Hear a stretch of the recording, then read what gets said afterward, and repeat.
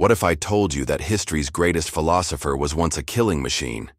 That before Socrates questioned the meaning of life, he ended lives on ancient battlefields? For 2,400 years, we've known Socrates as the wise old man who drank poison hemlock. But there's a darker chapter hidden in his story. A chapter where philosophy was forged in blood and bronze. The warrior who would become the world's greatest thinker. Picture this. Athens, 432 BC. A young man in his late 30s straps on bronze armor, grabs his spear, and marches toward what could be his death. This isn't some random soldier. This is Socrates, though the world doesn't know his name yet. But here's the mystery that historians struggle with. How does a hardened warrior become history's most peaceful philosopher? How do you go from taking lives to saving souls? Most people think philosophy comes from quiet contemplation in libraries. But what if the deepest truths about existence can only be learned when you're facing your own death? Socrates didn't discover wisdom in books. He found it staring into the eyes of men he was about to kill. The year is 432 BC, and the Greek world is tearing itself apart. The Peloponnesian War, the ancient equivalent of World War I, Athens versus Sparta, democracy versus militarism, the future of civilization hanging in the balance. And somewhere in those blood-soaked battlefields, a future philosopher is learning lessons that no classroom could ever teach. Socrates fought in at least 3 major battles: Potidaea, Delium, and Amphipolis. But here's what's strange. While other soldiers wrote about glory and honor, Socrates never bragged about his military service. In fact, he barely mentioned it. Why would a war hero hide his greatest achievements? What happened on those battlefields that changed everything? The answer lies in a mystery that's haunted scholars for centuries. Battle of Potidaea, 432 BC. Socrates is 37 years old, fighting alongside men half his age. The siege drags on for months. Soldiers are dying from disease, starvation, and Spartan spears.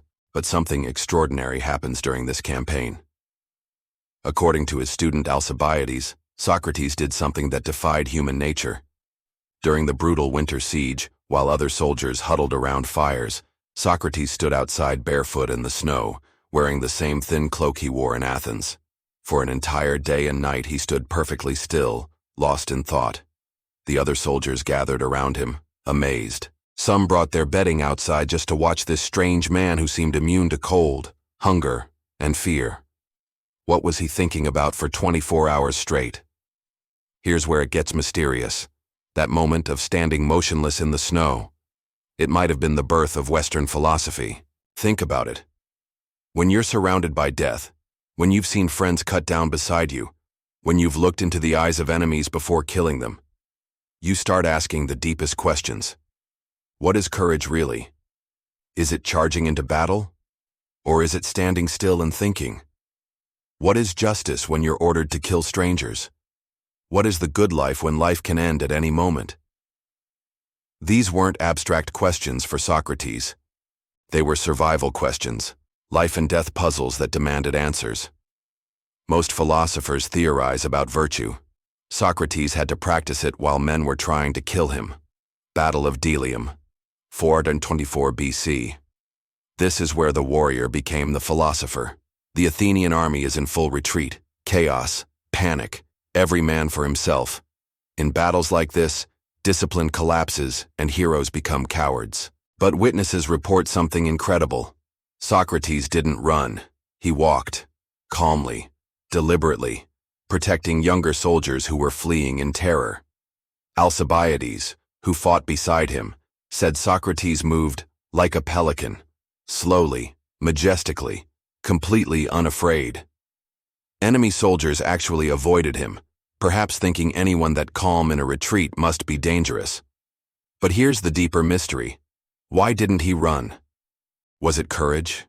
Stupidity? Or had he already begun to understand something about death that others didn't? This is where the mystery deepens. After Delium, something changed in Socrates. He began questioning everything. Not just military tactics, but the very foundations of knowledge itself. Here's what I think happened. On that battlefield, watching men die for causes they didn't understand, Socrates realized that most people live their entire lives without ever examining what they believe. Soldiers died for honor. But what is honor? Politicians started wars for justice. But what is justice? Everyone claimed to know the good. But did anyone really? The battlefield became his laboratory. Death became his teacher. Every fallen soldier became a lesson in the fragility of human certainty. This is why his famous phrase, "I know that I know nothing," isn't humble wisdom. It's warrior wisdom. It's what you learn when you see how quickly certain knowledge can get you killed. By the time the war ended, the transformation was complete. The warrior had become something entirely new, a philosopher who fought with questions instead of swords. But here's what's fascinating. He never abandoned his warrior training. His method of questioning, what we call the Socratic method, is actually a form of intellectual combat. He would corner opponents with logic, force them into contradictions, strip away their false certainties until they surrendered their ignorance. He was still a warrior, but now he battled ideas instead of enemies. The same courage that kept him calm in retreat now allowed him to challenge the most powerful men in Athens.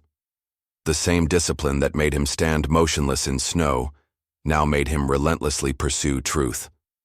When they finally condemned him to death for corrupting the youth, he faced the hemlock with the same calm he showed on ancient battlefields. Here's the mystery that still haunts us. Could Socrates have become the greatest philosopher in history without first being a warrior? Modern philosophers sit in comfortable offices and theorize about courage, justice, and the good life.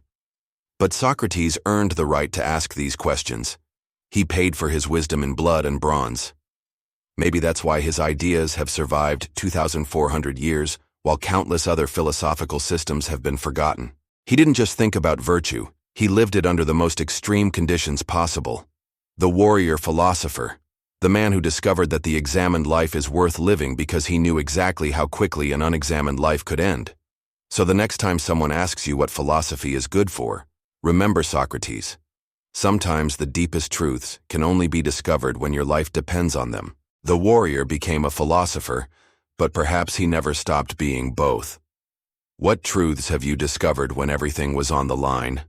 Let me know in the comments below. And if you want more hidden stories where history, philosophy, and mystery collide, subscribe and hit that notification bell. Some wisdom can only be forged in fire.